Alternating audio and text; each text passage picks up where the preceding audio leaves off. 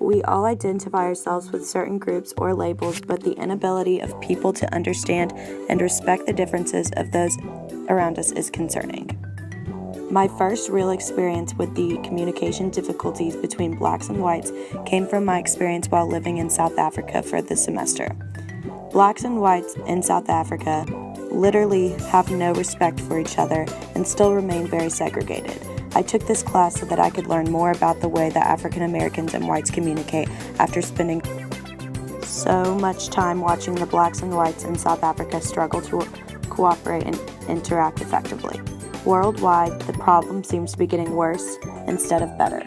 We should be mending conflicts through social integration, but it seems that we are deepening the scope of those conflicts by taking sides and building walls rather than joining together to mainstream our society.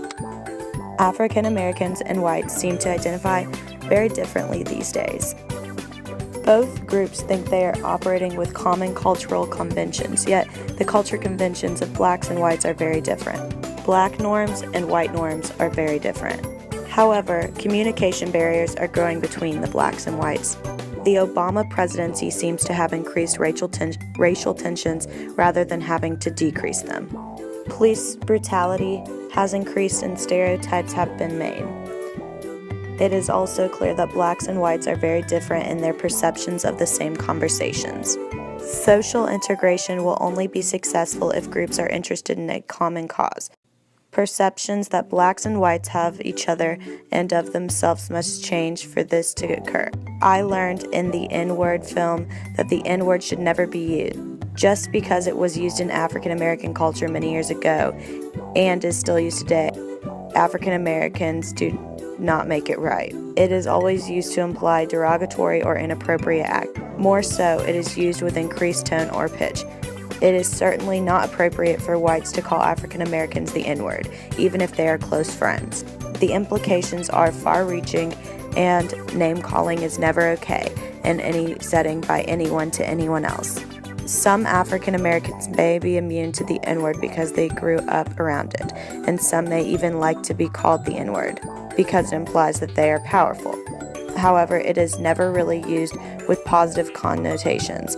Even Ensler wanted us to name things as they are, but not to call each other names.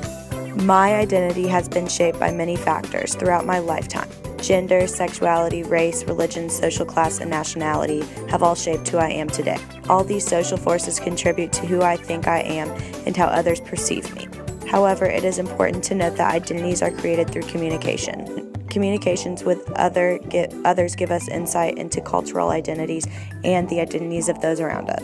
Social pressures people to portray identities that conform to social expectations.